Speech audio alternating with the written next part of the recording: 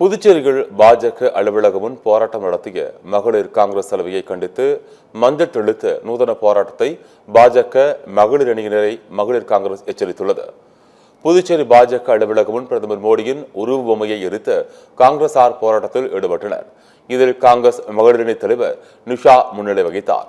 பாஜக அலுவலகம் அருகில் நிஷா காலடி வைத்ததால் கரை படிந்து விட்டதாகவும் காலடிப்பட்ட இடத்தை மஞ்சள் நீர் ஊற்றி தெளித்து பாஜக மகளிர் அணியினர் நூதன போராட்டத்தில் ஈடுபட்டனர்.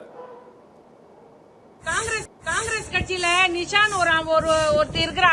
அவ எங்க ஏரியாவுக்கு எங்க பிஜேபி பார்ட்டி ஹவுஸ் பக்கம் வந்துட்டு போனதுனால அந்த நாங்க மஞ்சள் தண்ணி ஊத்தி தெளிக்கிறோம். இன்னொரு தடவை வந்துட்டு போங்கடி, நாங்க பாத்துக்கிறோம் எப்படின்னு. நல்ல உண்மையானவளா இருந்தா நேருக்கு நேரம் வா, மோதி பாப்போம்.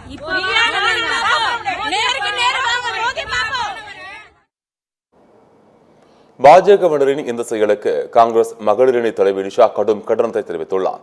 தங்களிடம் மோத வேண்டாம் என்றும் அவர் எச்சரித்துள்ளார்.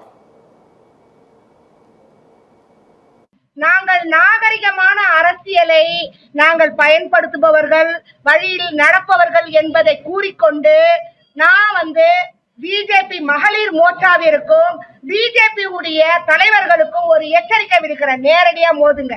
வன்மமான வன்முறை அரசியலையும் செய்யும் காங்கிரஸ் மகளிர்கள் நாங்கள் கிடையாது.